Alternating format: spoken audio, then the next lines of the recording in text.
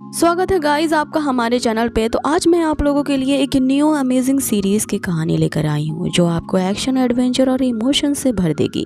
जहाँ पे स्टोरी की शुरुआत ही एक जबरदस्त सीन को दिखाते हुए किया जाता है। हमें एक बहुत बड़ी आर्मी को दिखाया जाता है जो कि ताइजी नामक पैलेस को प्रोटेक्ट कर रही होती है कि तभी हमें एक बंदा नजर आता है। इसका नाम लीबाई है और यही हमारे इस सीरीज का मेन लीड है। लीबाई अकेली ही उस पूरी आर्मी को रौंदते हुए महल की तरफ तेजी से बढ़ रहा है। जहां वो आर्मी देखती है कि वो उस अकेले बंदे लीबाई का सामना नहीं कर पा रहे हैं, तो वो उस पैलेस को प्रोटेक्ट करने के लिए तो वो वहां पे अलग मैकेनिज्म वाली दीवार क्रिएट करते हैं।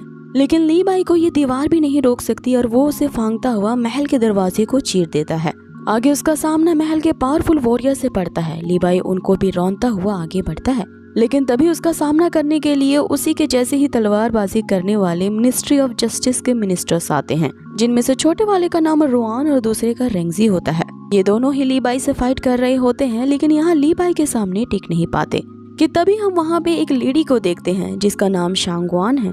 तभी हम देखते हैं कि पैलेस के अंदर से कोई तेज आवाज में वहाँ से पुकारता है कि कौन आया है। कि तभी लेडी शांगवान उसे बताती है कि ये लीबाई है, जो कि एक कमाल का शॉर्टमैन है जिसका मुकाबला कोई नहीं कर सकता। साथ ही साथ ये एक एलिगेंट स्कॉलर यानी विद्वान भी है और इस मैडमैन की तलवार अंदाजी इतनी कमाल की है कि ये पूरी दुनिया को हिला दे।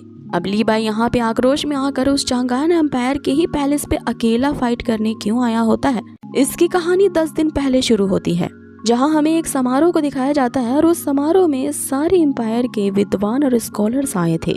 वे खास तरह के गैदरिंग में इकट्ठा हुए थे ट्रेजर्स को अप्रिशिएट करने के लिए, जहाँ पे वे वाइन और डांस को एंजॉय कर रहे होते हैं। और इस पूरी गैदरिंग को ऑर्गेनाइज करने वाला एक बंदा होता है, इसका नाम वेन होता है, जो सभी का यहाँ पे आने के लिए वेलकम करता है। कि तभी एक मोटा बंदा उससे पूछता है कि खाना कब खुलेगा, क्योंकि लगता है वेन किसी खास मेहमान का इंतजार कर रहा है और वो गेस्ट लीबाई है जिसके आने का तुम वेट कर रहे हो। अब लीबाई का नाम सुनते ही सब उसके पोइट्री के हुनर की तारीफ करने लगते हैं कि इस बंदे में कमाल का साहस है कि इसने एक ऐसे टॉपिक पे कविता लिखी है और उस कविता को खुलेआम इस एम्पायर के सबसे बड़े गेट पे क्रेव कर दिया है। यहाँ शांगवान जब उसका नाम सुनती है तो उसे एक रिबेलियस मैन बताती है। हालांकि उसकी कविताएं काफी पैशनेटिंग हैं, लेकिन वो एरोगेंस से काफी ज्यादा भरा हुआ है, इसलिए सभी सोचते हैं कि उस जैसा बंदा इस गैदरिंग में नहीं आ सकता।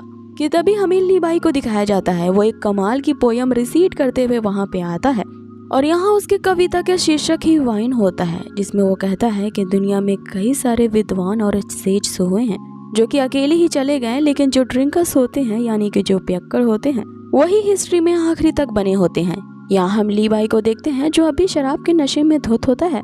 आगे एक बंदा उससे पूछता है जो उसकी काफी तारीफ कर रहा था कि तुमने जो शर्त लगाई थी क्या वो अभी वैलिड है, कि अगर कोई तुम्हारे 3 मूव्स को रोक ले तो तुम ऑन द स्पॉट ही उसके ऊपर एक कविता लिखते हो।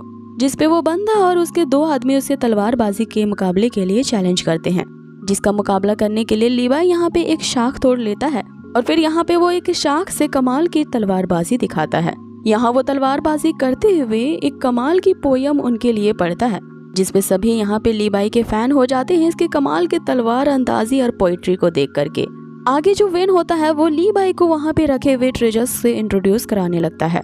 उसमें से एक शराब का प्याला होता है जिसे लीबाई पसंद नहीं करता। तभी उसे अगला आइटम वो शॉट्स दिखाए जाते हैं, लीबाई उसे ये कहते हुए कि ये तेज नहीं है, उसमें वे इंटरेस्ट नहीं दिखाता। आगे उसे एक कमाल की ब्रश स्ट्रोक की कला दिखाई जाती है जिसे लेडी शांगवान ने ही बनाया था। लीबाई उसकी तारीफ तो करता है, लेकिन ये कहते हुए कि जिसने भी इसे लिखा है उसके अंदर की फीलिंग को किसी ने कंट्रोल किए हुए है, इसलिए ये ब्रश स्ट्रोक की कला भी उतनी खास नहीं है। आगे ली यहाँ बताना शुरू करता है कि मैं अपने होम टाउन शुई सिटी को छोड़ करके इस चांगान कैपिटल में आया ताकि यहाँ की ब्यूटीफुल थिंग्स को एक्सप्लोर कर सकूं और दुनिया की सबसे ज्यादा ताकतवर तलवार को ढूंढ सकूं। साथ ही मेरे अंदर जो कविता करने की कला है उसे भी उभार सकूं। लेकिन सैडली मैं इन दोनों विश को पूरा नहीं कर सका, क्योंकि ना तो मेरे तलवारबाजी में अब इम्प्रूवमेंट हो रहा है, ना ही अब मेरी कविताएं प्रबल है, और इवन अब शराब में मेरे इस सौरों को दूर नहीं कर पाता और उसका टेस्ट बुरा लगता है। अब ये सब सुनते हुए उसका दोस्त वेन जो होता है उसे खुश करने के लिए एक कीमती ट्रेजर उसके सामने रखता है। ये एक वाइन रखने का प्याला होता है जो कि पूरी तरह से जेड को काट करके बनाया गया था। इसमें ये खासियत होती है कि गर्मियों के दिनों में भी इसके अंदर रहने वाली शराब ठंडी रहती है। अब इस तरह की चीज को लीबाई ने पहली बार देखा था और इसे एक्सेप्ट कर लेता है। कि तभी वेन उससे कहता है कि जबकि तुम्हें इन सभी चीजों में ये चीज पसंद आई है तो क्यों ना मैं इसे अपने दांव पे रखूं और इसे दांव पे रखते हुए तुम मेरे साथ एक तलवारबाजी का राउंड खेलो, लेकिन ये तलवारबाजी कुछ अलग तरह की होगी। तभी वो ताली बजाता है और वहाँ पे एक एग्जीक्यूटिव डांस हमें देखने को मिलता है जिसका आयोजन वेन ने ही किया था और ये जो डांसर्स थे वो काफी दूर से मंगवाए गए थे कि ये खास तरह का हवा में उड़ते हुए इल्यूजन डांस पेश करते थे। यहाँ पे जब वो लड़कियां डांस करने लगती हैं ये दोनों भी हवा में उड़ने लगते हैं और वहाँ पे कमाल की तलवारबाजी दिखाते हैं कि तभी डांस करते हुए एक जो मेन डांसर होती है उसके चेहरे से मास्क हट जाता है और वो नीचे गिरने लगती है जिसे लीबाई बचा लेता है। लेकिन वहाँ पे तलवारबाजी की कला दिखाना अधूरी रह गई थी, इसलिए वेन उसे रिक्वेस्ट करता है कि तभी लीबाई ये कहते हुए कि तुम ये सब मुझ पे छोड़ दो और वो कमाल की तलवारबाजी वहाँ पे हवा में करता है जिसके कारण उस पूरे माहौल में एक पेंटिंग क्रिएट हो जाती है और इसे देख करके सभी लोग यहाँ पे ली की तारीफें करने लगते हैं। पार्टी के जो सभी लोग होते हैं वो ली का नाम जपने लगते हैं, लेकिन शांगवान को ली की हरकतें कुछ समझ में नहीं आती। वो उसे एरोगेंट कहते हुए उस पार्टी से बाहर निकल जाती है। आगे वो जो डांसर होती है उसकी आई शेड काफी वीक होती है, इसीलिए वेन यहाँ उससे वादा करता है कि वो उसकी आंखों का इलाज करवाएगा और दांव पे रखी गई उस जेड बॉय को ली के सामने पेश करता है। ली यहाँ पे उसे एक्सेप्ट कर लेता है और फिर सभी लोग उस पार्टी में मगन हो जाते हैं और वहाँ पे जम के शराब पी जाती है और आगे ली की पोइट्री कंटिन्यू रहती है। अब यहाँ पे सीन चेंज होता है और हमें एपिसोड के स्टार्टिंग वाले सीन को दिखाया जाता है। यहाँ पे ली ने उन सभी आर्मी मेंस के साथ साथ सारे मिनिस्टर्स को मात दे दी थी और अब यहाँ ली बाई का सामना उसी लेडी शांगवान के साथ था। यहाँ शांगवान उससे कहती है कि तुम इस महल में अब एक और कदम भी आगे नहीं बढ़ा सकते। यहाँ ली बाई महल के अंदर की तरफ इशारा करते हुए उसे बताता है कि मैं सिर्फ उसे लेने के लिए यहाँ पे आया हूँ। आगे शांगवान उसे रोकने के लिए अपने ब्रश स्ट्रोक का इस्तेमाल करती है और इस तरह की चीज मैंने पहले कभी नहीं देखी थी। यहाँ उसके ब्रश ही उसकी वेपन होती है जिससे निकले हुए इंक से वो उस पे अटैक कर रही होती है। लेकिन ली बाई यहाँ पे अपने शॉट से एक ऐसा फॉर्मेशन क्रिएट करता है कि शांगवान को उसी फॉर्मेशन के अंदर सील कर देता है। अब आगे वो महल के मेन डोर की तरफ बढ़ ही रहा होता है कि तभी शांगवान उससे कहती है कि तुम उस महल में जाने की हिम्मत नहीं कर सकते और आखिर तुम ये सब क्यों करना चाहते हो। यहाँ ली बाई काफी इमोशनल हो जाता है और उसे बताता है कि ये सब उस दिन शुरू हुआ जब मेरी फैमिली से मेरे लिए एक लेटर आया था। आगे हमें 10 दिन पहले हुए उसी समारोह के सीन को दिखाया जाता है जहाँ पे ली बाई उस गैदरिंग को काफी एंजॉय कर रहा होता है कि तभी एक बंदा उसके लिए उसकी फैमिली की तरफ से एक लेटर लाया होता है। ली बाई उस लेटर को इग्नोर कर देता है और यहाँ पे शराब के नशे में काफी दिनों तक धुत हो जाता है। अब उसे लेटर को मिले हुए 2 दिन बीत जाते हैं, लेकिन वो शराब के नशे में इतने धुत होता है कि 2 दिन के बाद उसकी आंखें खुलती है और वो लेटर को पढ़ता है। अब उस लेटर में कमाल के इमोशंस उसकी माँ ने लिखे होते हैं जिसे शायद दूर रहने वाला कोई भी बंदा पढ़ता तो उसे तुरंत ही अपने घर जाने की ललक पैदा हो जाती। और यकीन माने ऐसे इमोशंस मैंने पहले कभी नहीं देखे इस तरह के सीरीज में, लेकिन वीडियो लंबा होने के डर से मुझे इसे स्किप करना पड़ रहा है। अब लेटर पढ़ के ली बाई को अपने घर की बहुत याद आने लगती है और वो उसी समय वहाँ से निकल पड़ता है अपने होम टाउन शुई की तरफ। अब उसे होम टाउन पहुँचने के लिए पूरे 2 दिन लग जाते हैं और अब उस लेटर को मिले हुए 4 दिन बीत चुके हैं। यहाँ पे उसकी माँ ने सुई सिटी में हो रहे फ्लावर फेस्टिवल को सेलिब्रेट करने के लिए उसे बुलाया होता है। अब जैसे ही ली बाई अपने सिटी पहुँचता है वहाँ की चकाचौंध देख करके काफी ज्यादा एक्साइटेड हो जाता है। आगे जब वो अपने घर में पहुँचता है तो उसके पेरेंट्स उसे देख करके काफी खुश होते हैं, लेकिन उसके घर में भी एक तनाव भरा माहौल होता है बाप और बेटे के बीच, क्योंकि ली बाई हमेशा से एक महान शॉर्टमैन बनना चाहता था। कविताओं को लिखने का उसके अंदर कमाल का पैशन था, इसीलिए वो चांगान राज्य चला जाता है अपनी इस इच्छा को पूरी करने के लिए। लेकिन उसके फादर का कहना था कि वो एक खानदानी व्यापारी हैं, तो आगे ली बाई को इसी शुई सिटी में रहकर ही अपने फैमिली बिजनेस के व्यापार को आगे बढ़ाना चाहिए। अब इनके बीच के इसी तनाव को उनकी माँ दूर करने की कोशिश करती है। यहाँ वो ली बाई के लिए एक वाइन ऑफर करती है क्योंकि उसी के फादर ने यहाँ ली बाई के लिए बनाया था, क्योंकि ली बाई को वाइन्स काफी ज्यादा पसंद है और वाइन बनाने के लिए उन्होंने अपने ही घर के बैकयार्ड में अंगूरों की खेती करके रखी थी। लेकिन यहाँ उसके फादर उससे काफी नाराज रहते हैं, ये कहते हुए कि तुम शराब पीने के अलावा कुछ भी नहीं कर सकते। अब ये बात सुनते ही ली नाराज होकर के वहाँ से चला जाता है। उसके पीछे उसकी माँ उसे बुलाने जाती है, तभी उनकी नजर उन ट्रेजर्स बॉक्स पे पड़ती है। ली बाई इन ट्रेजर बॉक्स के बारे में अपनी माँ से पूछता है, जिसपे वो बताती है कि ये काफी सालों से मैंने और तुम्हारे फादर ने कलेक्ट करके रखे हैं। जैसी वो उन ट्रेजर्स को ओपन करने वाली होती है वहाँ पे फायर वर्क शुरू हो जाता है। इस फेस्टिवल को देखने के लिए दोनों माँ बेटा नीचे आ जाते हैं। यहाँ सभी लोग काफी एंजॉय कर रहे होते हैं कि तभी ली की नजर एक बाघ बेटी की जोड़ी पे जाती है, जिससे पता चलता है कि वे लोग यहाँ पे इकट्ठा हुए हैं फ्लावर फेस्टिवल को मनाने के लिए। अब जैसे ही ली ये बात सुनता है कि फ्लावर फेस्टिवल तो मेरे यहाँ आने से 4 दिन पहले ही मनाया जा चुका है, तो अभी ये लोग यहाँ पे क्यों इकट्ठा हुए हैं। अब ये सोचते ही ली के हाथों में जो प्याला होता है वो टूटता है और ली एक बहुत बड़े भ्रम से बाहर निकलता है। अब हमें व्यूअर्स होने के नाते पता ही नहीं चलता कि आखिर क्या हो रहा है और सारे लोग वहाँ से क्यों डिसअपेयर हो रहे हैं। हमें बाद में दिखाया जाता है कि ली ये सब कुछ अपने दिमाग में सोच रहा होता है और ये सब मात्र उसका इल्यूजन था। वास्तव में ली ने इस सुई सिटी में आने में काफी लेट कर दी थी और अब उसकी असलियत में आंखें खुलती है, जहाँ वो अपने आप को एक बीहड़ और वीरान जगह में लेटा पाता है। आगे यहाँ पे वो अपने मॉम डैड को चिल्लाते हुए पुकारने लगता है, लेकिन अब बहुत देर हो चुकी थी। ना तो उसके मॉम डैड होते हैं और ना ही उस सिटी में कोई एक इंसान भी बचता है। सारे के सारे लोग मारे जा चुके थे और वो पूरी जगह वीरान और लाशों की ढेर बन चुकी थी। अब यहाँ पे ली को समझ में आता है कि किसी ने उनके सिटी पे हमला किया था और ये हमला करने वाले और कोई नहीं बल्कि चांगान एम्पायर ही था।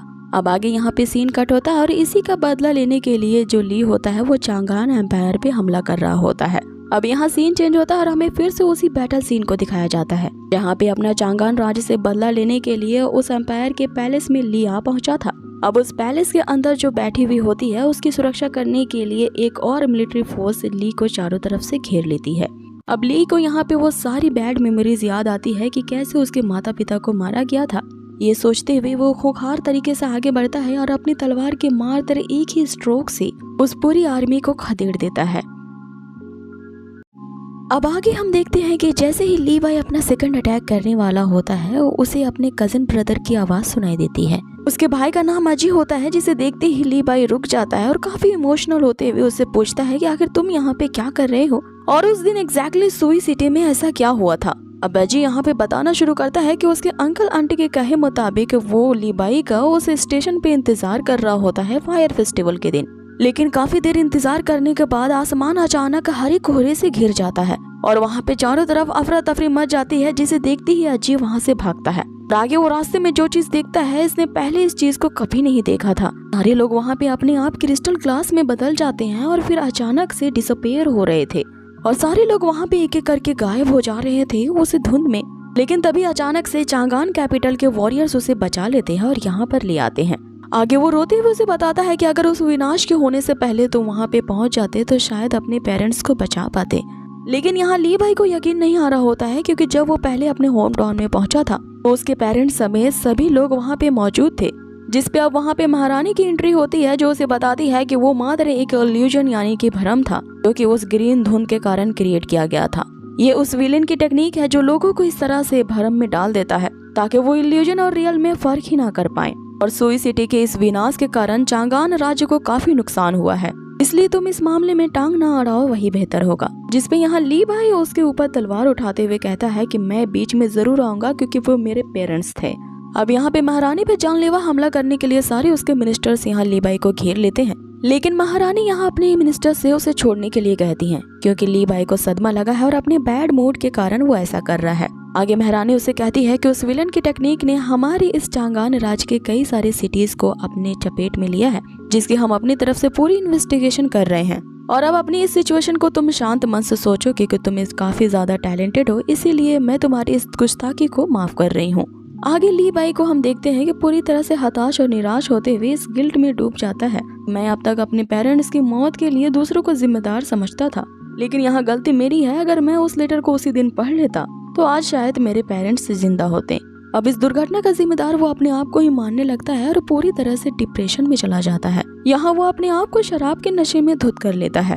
आगे हम गलियों और चौराहों में उसी तरह उसे भटकता देखते हैं, लेकिन जो शांगवान होती है वो अब भी उसका पीछा कर रही होती है। ली बाई उसे देख लेता है और उसे पूछता है कि क्या क्वीन ने तुम्हें मेरा पीछा करने को कहा है। इस पर शांगवान उसे बताती है कि वो पूरे चांगान एम्पायर की सुरक्षा के लिए तुम्हारा पीछा कर रही है, क्योंकि उस दुर्घटना के तुम एक सस्पेक्ट हो।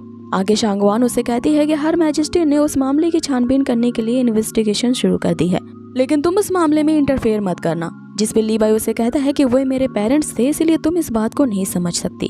तो ये सुनते ही शांगवान उसे अजी की कही हुई बात याद दिलाती है कि तुम्हारे पेरेंट्स की मरने की वजह तुम ही हो।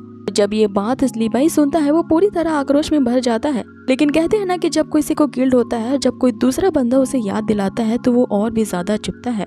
अब आगे लीबाई काफी दुखी मन से यहाँ पे एक्सेप्ट करता है कि तुम सही कह रही हो, अगर मैं उस दिन नशे की हालत में नहीं रहता तो शायद मैं वो लेटर पढ़ लेता।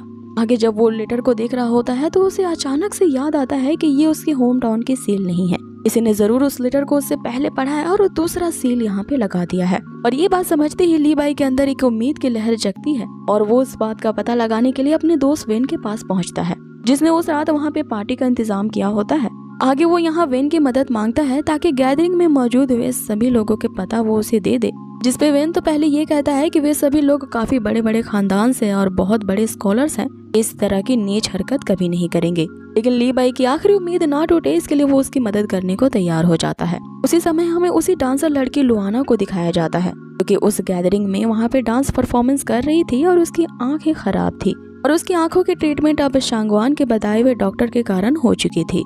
अपनी आंखों की रोशनी वापस आने से वो काफी ज्यादा खुश थी और अपने होम टाउन जाना चाहती थी। अब इधर सीन चेंज होता है और हम लीबाई को देखते हैं कि वो एक एक करके समारोह में मौजूद सभी लोगों से मिलता है और उस लेटर के बारे में पूछता है, लेकिन उसे सभी जगह से निराशा ही हाथ लगती है, जिससे वो काफी ज्यादा निराश हो जाता है और अब और भी डिप्रेशन में चला जाता है। अब शाम हो जाती है, जहाँ लीबाई अपने चारों तरफ एक खुशी का माहौल देख करके उसे और अपने पेरेंट्स की याद आती है, क्योंकि वहाँ पे सभी लोग लैंटर्न फेस्टिवल मना रहे थे।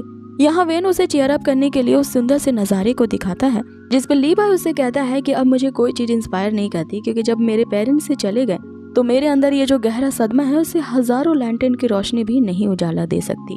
जिस पे वेन उसे कहता है कि क्यों न तुम अपने मन की शांति के लिए इन जलते हुए लैंटर्न्स के ऊपर एक कविता लिखो, जो कि हमारे एंसेस्टर्स की देन है। जिस पे लीबाई उसे कहता है कि अब मैं कभी कविताएं नहीं लिख पाऊंगा, क्योंकि सुई सिटी के डलनेस को दूर करने के लिए मैं इस चांगान राज्य की चकाचौंध देखने आया था, ताकि यहाँ शॉर्टमैनशिप की प्रैक्टिस कर सकूं और बेहतरीन वाइन्स के मजे ले सकूं। लेकिन लास्ट में मेरी जिंदगी में सिर्फ भ्रम ही बचा और ये सब इस शराब के कारण हुआ है। ये कहते हुए वो उस पॉट को नदी में फेंक देता है, जिस पे वेन उसे वापस वो पॉट देते हुए कहता है कि तुम शराब के काफी शौकीन थे और इस चांगान राज्य की वाइन सबसे ज्यादा प्योरेस्ट और शानदार किस्म की होती है, तो वो बेहतरीन वाइन अपने ड्रिंकर के पास जरूर पहुँचती। अब यहाँ अपने गम को भुलाने के लिए लीबाई फिर से उस पॉट को थाम लेता है, जिस पे शांगवान उसे ये कहते हुए उम्मीद दिलाती है कि ये सब उस इविल विलेन के कारण हो रहा है, क्योंकि तुम्हारे पेरेंट्स डिसअपेयर हुए हैं, हो सकता है कि वो कहीं न कहीं जिंदा हो। जिस पर लीबाई उसे पूछता है कि क्या उसे कोई क्लू मिला है, जिस पे शांगवान उसे बताती है कि जस्टिस ऑफ मिनिस्ट्री में एक सीक्रेट आर्काइव है, इसमें इस तरह के सारे मामले को दर्ज किया जाता है और मिनिस्टर ऑफ जस्टिस का एक मिनिस्टर जिसका नाम रेंजी है, वो इस सीक्रेट आर्काइव का इंचार्ज है। वही इस मामले की इन्वेस्टिगेट कर रहा है, लेकिन हमें वहाँ पे जाने से पहले महारानी का फरमान लेना होगा। अब इससे पहले कि शांगवान आगे कुछ कह पाती, लीबाई वहाँ से एक सेकंड में ही चला जाता है उसी मिनिस्ट्री ऑफ जस्टिस की तरफ। आगे शांगवान भी अब उसके पीछे जाती है और अब यहाँ पे सीन चेंज होता है। अब रात काफी ज्यादा हो चुकी थी और लीबाई बिजली की तेजी से उस मिनिस्ट्री ऑफ जस्टिस के प्लेस पे पहुँचता है, जहाँ पे हम मिनिस्टर रेंजी को देखते हैं कि वो लीबाई का ही इंतजार कर रहा होता है। यहाँ लीबाई उससे पूछता है कि वो सीक्रेट आर्काइव कहाँ पे है, जिस पे रेंजी उसे कहता है कि ये चांगान राज्य का मार्केट नहीं है कि कोई भी मुंह उठा के चला आए, और तुम जैसे बंदे ने जिसने ताजी पैलेस पे घुसपैठ करने की कोशिश की है, इतने सारे वॉरियर्स पे हमला किया है, साथ ही तुमने इस एम्पायर के बड़े से गेट पे अपने रेबिलियस पोएम को लिखा है, और सबसे इम्पोर्टेंट तुमने हमारे मैजेस्टी पे जानलेवा हमला किया है, और तुमने ये जो डिसरिस्पेक्टफुल क्राइम किए हैं इसका मैंने रिकॉर्ड तैयार कर लिया है ताकि तुम्हें जेल भेजा जा सके। लेकिन लीबाई पे तो यहाँ खून सवार होता है, वो जैसे ही वो उस रिकॉर्ड वाले स्क्रॉल को देखता है उसके चीथड़े कर देता है। अब आगे हम यहाँ इन दोनों के बीच एक कमाल की शॉर्ट फाइटिंग को देखते हैं, और इन दोनों की आपस की फाइटिंग के कारण वो पूरी जस्टिस मैंशन तबाह हो रही थी। अब ये दोनों ही घायल हो जाते हैं, फिर भी हार नहीं मानते और अपनी फाइटिंग कंटिन्यू रखते हैं कि तभी शांगवान वहाँ पे अपेयर होती है, जो कि हर मैजेस्टी का फरमान लाई थी। वो अपने ब्रश वेपन से उन दोनों को रोकती है और हर मैजेस्टी का फरमान सुनाती है कि क्वीन ने ये आदेश जारी किए हैं कि लीबाई को रिलीज कर दिया जाए। अब आगे वे लोग इस मामले के तह तक जाने के लिए उसी सीक्रेट आर्काइव रूम में जाते हैं, जहाँ का मैकेनिज्म काफी कमाल का होता है और अब तक हुई सारी घटनाएं वहाँ पे रिकॉर्ड होती हैं। रिंगजी यहाँ बताना शुरू करता है कि कई साल पहले इसी तरह की घटना एक क्लैन जिसका नाम जिंगतांग किंगडम था उसमें देखा गया था। वहाँ भी लोग इसी तरह एक हरी धुंध के चपेट में आए थे और क्रिस्टल फॉर्म में डिसअपेयर हो जाते हैं, और इसी सीक्रेट स्किल को मंडाला रेल्म कहा जाता है, जहाँ पे हर रियल चीज इल्यूजन लगती है और हर इल्यूजन एक रियल लगता है। मैं काफी टाइम से इसकी इन्वेस्टिगेशन कर रहा हूँ और फाइनली विलन की टेक्निक को समझ चुका हूँ। कि इस स्किल का यूज करके वो लोगों की जान नहीं लेते बल्कि उन्हें एक अलग ही रियल में टेलीपोर्ट कर देते हैं। इस पे लीवाई उससे पूछता है कि अभी हमारे पास चांस है कि हम उस गायब हुए लोगों को वापस से रेस्क्यू कर सके, जिस पे रिंगजी उसे कहता है कि बुक के बाकी के रिकॉर्ड से इनकम्प्लीट है, इसलिए उन्हें वापस कैसे लाना है इसके बारे में वो कुछ नहीं कह सकता, लेकिन उसे पूरा यकीन है कि वे लोग मरे नहीं हैं। जिस पे रिंगजी अब उसे एक एडवांस मैप दिखाते हुए बताता है कि सिर्फ सुही सिटी ही ऐसी जगह नहीं है जहाँ पे ये अटैक हुआ था। उस विलन ने अपने ये अटैक कई सारे सिटीज में भी किए हैं, जिसकी इन्वेस्टिगेट करने से मुझे पता चला है कि वो एक खास तरह के पैटर्न को फॉलो कर रहा है। अब आगे रिंगजी उसे बताता है कि मंडाला रियल में एक ऐसा स्किल है जिसमें इल्यूजन क्रिएट करने के लिए एक व्यक्ति की जरूरत नहीं पड़ती, उसके साथ कई सारे लोग जरूर होंगे।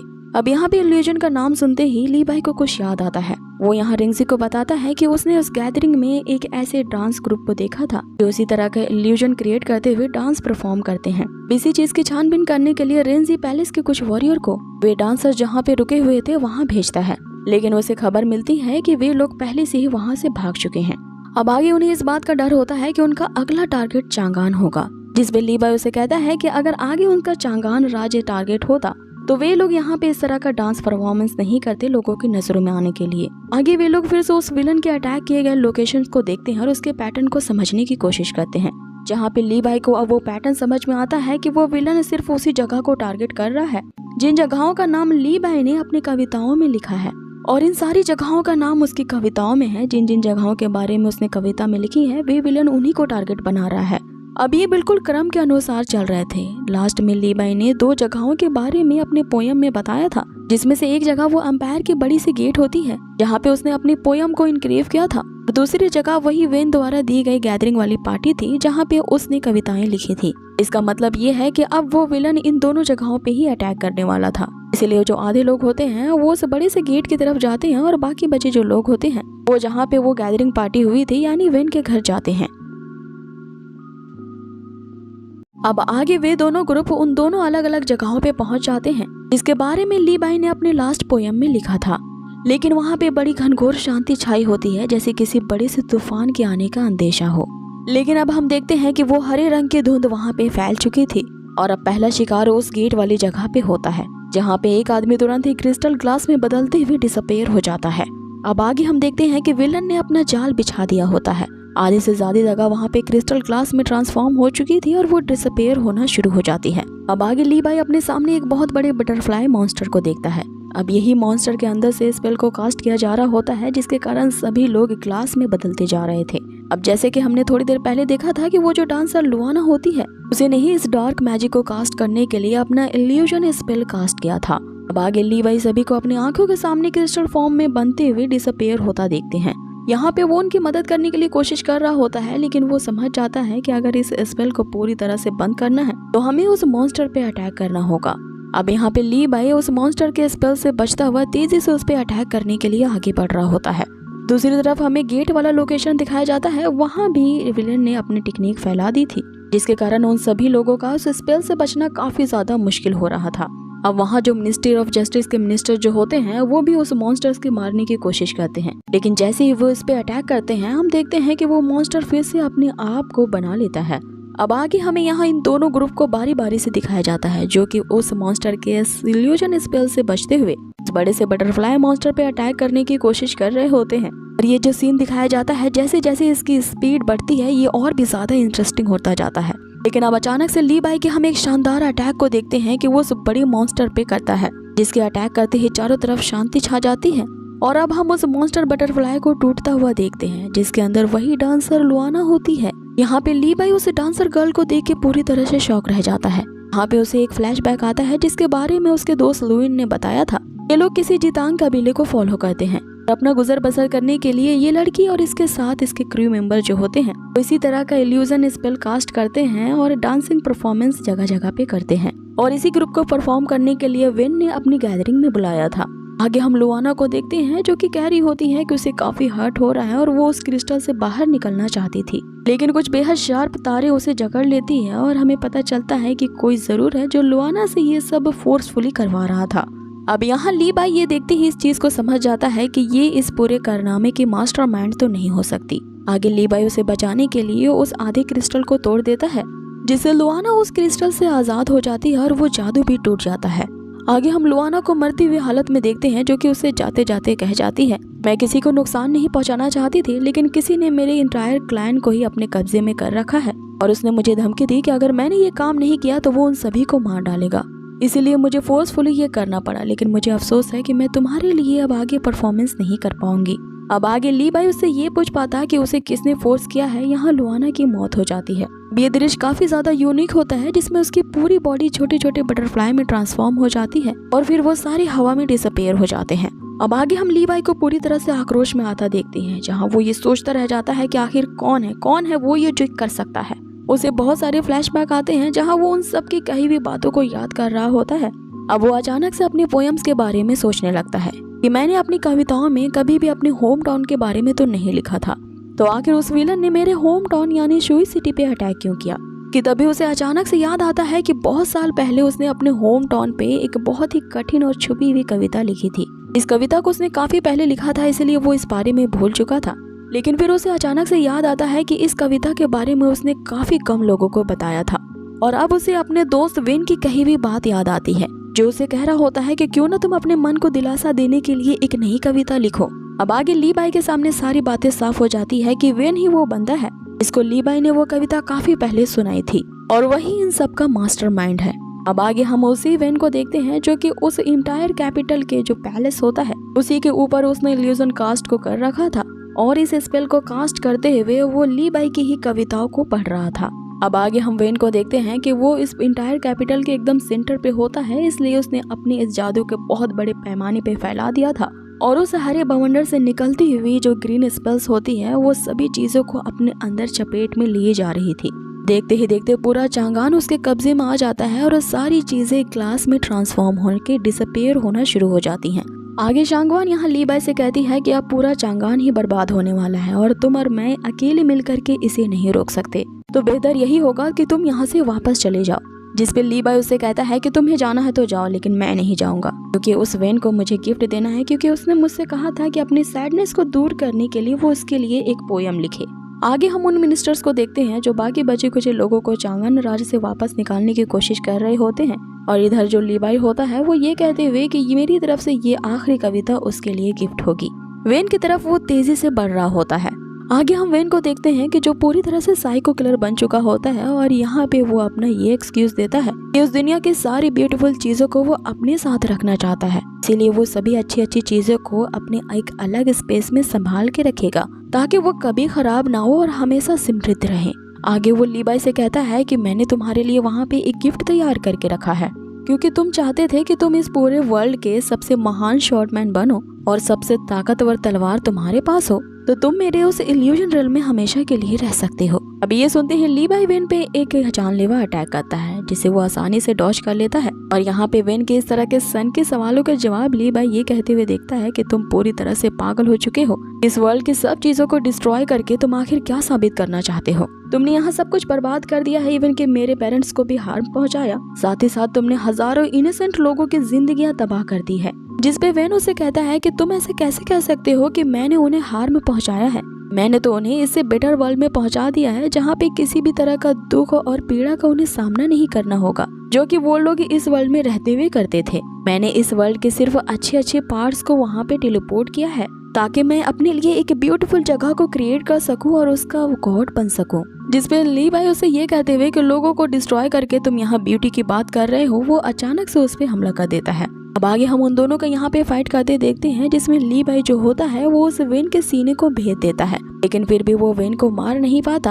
और आगे वेन उसे कहता है कि वो ली बाई को भी उस वर्ल्ड में ले जाएगा, क्योंकि ली बाई के पास तलवारबाजी के साथ साथ कमाल की कविताएं लिखने का टैलेंट है, और उसका यही टैलेंट मेरे उस इल्यूजन वर्ल्ड के लिए ट्रेजर होगा। आगे ली बाई उस पागल इंसान के सीने में तलवार डाल देता है, फिर भी वो उसे यही कह रहा था कि लगता है कि मेरे इस दोस्त को मेरा दिया हुआ गिफ्ट पसंद नहीं आया। जिस पे ली बाई उसे कहता है कि मेरे पेरेंट्स को अभी के अभी वापस कर दो। जिस पे वेन उसे कहता है कि ठीक है अभी कर देता हूँ, और जैसे ही वो उसकी तलवार को छूता है ली बाई पे भी वो ग्रीन स्पेल कास्ट कर देता है, और यहाँ पे हम देखते हैं कि ली बाई ग्लास के फॉर्म में ट्रांसफॉर्म होता है और डिसअपीयर होता हुआ वो उसी इल्यूजन रियल में चला जाता है। उसके साथ ही यहाँ वेन भी उसी इल्यूजन स्पेस में जाने लगता है। अब यहाँ पे हमें एक अलग सी दुनिया दिखाई जाती है, जहाँ पे सब कुछ हरा हरा होता है, अब लीबाई तेजी से नीचे गिर रहा होता है और अपने पेरेंट्स से मिलने के लिए वो सुई सिटी को ढूंढ रहा होता है, जहाँ पे उस वेन ने अब तक अटैक की गई कई सारी सिटीज के अलग अलग ऑब्जेक्ट और लोगों को अलग अलग जगह पे रखा होता है। अब वेन यहाँ पे अपने आप को चांगान राज्य के उस बड़े से गेट के सामने पाता है। यहाँ पे अपने आसपास वो उन्हीं चांगान राज्य के लोगों को देखता है, लेकिन वो लोग सिर्फ एक ही तरह का एक्शन कर रहे होते हैं। मीन्स कि उन्हें पता नहीं होता कि वो लोग क्या कर रहे हैं, और जिस समय वे लोग गायब हुए थे और जो चीजें कर रहे होते हैं वे लोग इतने सालों से उसी चीज को कर रहे थे। मीन्स कि वो एक लूप में यहाँ फंस चुके थे और यहाँ पे बस लीबाई के पास ही सोचने समझने की शक्ति होती है। अब आगे लीबाई का सामना उसी वेन से होता है। इसे देखते ही फिर से वो जगह बिखरने लगती है और वो उस इल्यूजन रिल्म में तैरने लगता है। यहाँ पे वेन उसे कहता है कि तुम सोच रहे होगे कि तुम्हारे मारने के बाद भी मैं क्यों नहीं मरा, तो मैं बता दूं कि इस अल्टीमेट इल्यूजन को मैंने क्रिएट किया है और मैं अपनी मर्जी के मुताबिक कभी भी आ और जा सकता हूँ, और यहाँ पे सिर्फ तुम ही हो जो कि अपनी मर्जी से मूव कर सकते हो और मुझसे बात कर सकते हो। जिस पे लीबाई उससे पूछता है कि मेरा होम टाउन सुई सिटी कहाँ पे है, जिस पे वेन उसे कहता है कि मैं यहाँ का क्रिएटर हूँ और चुटकी बजाते ही किसी भी चीज को अपने सामने ला सकता हूँ। तो है ना ये कितनी कमाल की चीज जिसने तुम्हें एकदम से शॉक कर दिया है। आगे लीबाई को उसके इल्यूजन पे फिर से अटैक करते ही ये सीन यहीं पे कट होता है और हमें अगले सीन में दिखाया जाता है कि महारानी को शांगवान ने ये बता दिया है कि जो लीबाई है वो उस अल्टीमेट इल्यूजन में जा चुका है, जिस पे महारानी बताती है कि वेन ने एक ऐसा डार्क मैजिकल स्पेल यहाँ पे कास्ट किया है जो कि काफी ज्यादा पावरफुल है और यहाँ रियलिटी और फैंटेसी के बीच यहाँ अंतर कर पाना काफी ज्यादा मुश्किल है और इस इल्यूजन को बाहर से नहीं तोड़ा जा सकता। और अब हमारी पूरी उम्मीद लीबाई पे है, क्योंकि अगर वो उसके इल्यूजन को अंदर से तोड़ देता है तभी ये डार्क मैजिक पूरी तरह से हट सकता है। आगे यहाँ महारानी एक बहुत बड़ा डिसीजन लेती है। वो इस पूरे चांगान राज्य को बचाने के लिए वहाँ पे वो एक यूनिवर्स फॉर्मेशन एक्टिवेट करती है, ताकि इस फॉर्मेशन के कारण वो ग्रीन धुंध इस पूरे चांगान राज्य पे अटैक ना कर पाए और उन्हें बस इतना टाइम मिल जाए कि वो इसके सिटीजन्स को यहाँ से बाहर निकाल सके। इसलिए वो शांगवान से ये कहती है कि जितने सारे लोग हो सके रिंसी से कह दो कि यहाँ से वो उन्हें बाहर निकाल दे। आगे जो महारानी होती है वो फॉर्मेशन को एक्टिवेट कर देती है ताकि वो इस राज्य में और भी ज्यादा इल्यूजन को फैलने से रोक सके। लेकिन इस फॉर्मेशन को ज्यादा देर तक बनाए रखने में यहाँ महारानी की जान भी जा सकती है, इसलिए शांगवान उनसे कहती है कि आप हमारे लिए अपनी जान मत दीजिए, जिसपे महारानी उससे बताती है कि ये फॉर्मेशन 1 घंटे तक रह सकता है। और अब हमारी पूरी उम्मीद लीबाई पे है, अगर वो जीत गया तो हमारा चांगान कैपिटल बच सकता है। जिसपे शांगवान उससे पूछती है कि अगर वो हार गया तो जिसपे महारानी उससे कहती है कि तो फिर मुझे इस फॉर्मेशन को आगे फर्दर बनाए रखने के लिए यहाँ अपनी जान की आहुति देनी होगी और मैं यहाँ पे अपने आप को डोनेट करने के लिए तैयार हूँ ताकि मैं अपने राज्य को बचा सकूँ। अब इधर वापस से हमें उसी इल्यूजन रिल्म के अंदर का सीन दिखाया जाता है जहाँ वो वन पूरी तरह से साइको बन चुका था और यहाँ पे वो बस एक ही चीज कहे जा रहा था कि दुनिया की इन सारी ब्यूटीफुल चीजों का मैं क्रिएटर हूँ और मुझ में एक ऐसा जुनून सवार है जो इन्हें बिना खराब किए एक ऐसी जगह में सेपरेट रख लूं जिसके क्रिएटर के तौर पे सिर्फ मैं जाना जा सकूं। आगे वो लीबाई से कहता है कि तुम्हारे पेरेंट्स यहाँ पे कभी भी ओल्ड नहीं होंगे, ना ही तुम्हारा होम टाउन यहाँ पे कभी भी बदलेगा, वो जैसा था वैसा ही रहेगा। और जबकि तुम भी मेरे इस ब्यूटीफुल वर्ल्ड में आ चुके हो तो कितनी अच्छी बात है कि हम सभी यहाँ पे साथ में हमेशा के लिए रहेंगे। अब उसके इस पागलपन को देखते हुए लगातार लीबाई यहाँ पे अटैक किए जा रहा होता है, लेकिन हम उस शातिर विन को देखते हैं जो कि अपने ही इल्यूजन रिल्म में अलग अलग तरह के इल्यूजन क्रिएट करके यहाँ लीबाई को झांसा दे रहा होता है।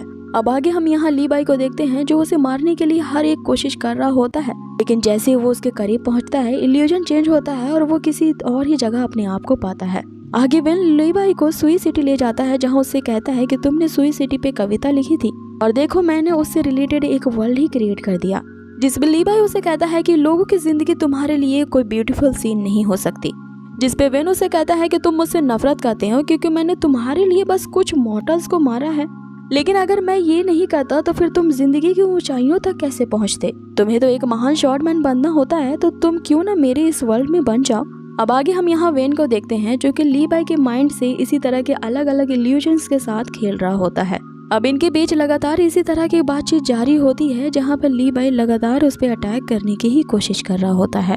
अब अचानक से लीबाई वहाँ पे गिरता है और वो उस इल्यूजन के अंदर ही एक इल्यूजन को देखता है जहाँ पे उसे अब अपने पेरेंट्स दिखते हैं और हमें दूसरी तरफ महारानी को दिखाया जाता है जिसने पूरी तरह से फॉर्मेशन को क्रिएट कर दिया था।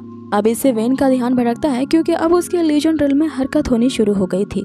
यहाँ पे उसका इल्यूजन भी लिमिटेड होता है, इसलिए वो ये डिसाइड करता है कि यहाँ पे रखी हुई कुछ चीजों को वो जाने देगा जो चीजें उसे लेस परफेक्ट लगती हैं वो उन चीजों को जाने देगा और बाकी सारी चीजों को अपने इल्यूजन रिल्म में ही संभाल करके रखेगा। अब आगे हमें ली दिखाया जाता है जो कि उस इल्यूजन में अपने ही घर पहुंचता है, जहां उसके पेरेंट्स उसके ना होते हुए भी उसके लिए बिस्तर ठीक कर रहे होते हैं। तभी ली बाई की यहाँ पे नजर उस ट्रेजर बॉक्स पे पड़ती है, जिसके बारे में उसकी माँ ने बताया था कि ये कई सालों से उसकी माँ और उसके फादर ने अपनी कलेक्शन में काफी संभाल करके रखा है। आगे हमें उनकी पेरेंट्स की कन्वर्सेशन सुनाई जाती है, जहाँ पे उसकी माँ ली बाई को काफी ज्यादा मिस कर रही होती है, जिसपे उसके फादर बोलते हैं कि अगर तुम्हें वो इतना ही ज्यादा याद आता है तो तुमने उसे चांगान राज्य क्यों भेजा। जिसपे उसके माँ उसे बताती है कि उसे बचपन से ही एक महान शॉर्टमैन बनने का और कविताएं लिखने का शौक था और अपने इसी लक्ष्य को पाने के लिए वो उस बड़े शहर गया है। तो आखिर मैं उसकी उम्मीद को कैसे तोड़ सकती थी उसे अपने साथ रख करके। अब हमें यहाँ काफी इमोशनल सीन दिखाया जाता है, जहाँ ली बाई उनसे लगातार ये कह रहा होता है कि देखिए मैं वापस आ गया, मुझे अब किसी बड़े शहर नहीं जाना है, मैं अब आप लोगों के साथ ही रहना चाहता हूँ। लेकिन वो मात्र एक इल्यूजन होता है तो उसके पेरेंट्स उसकी बात नहीं सुन सकते थे।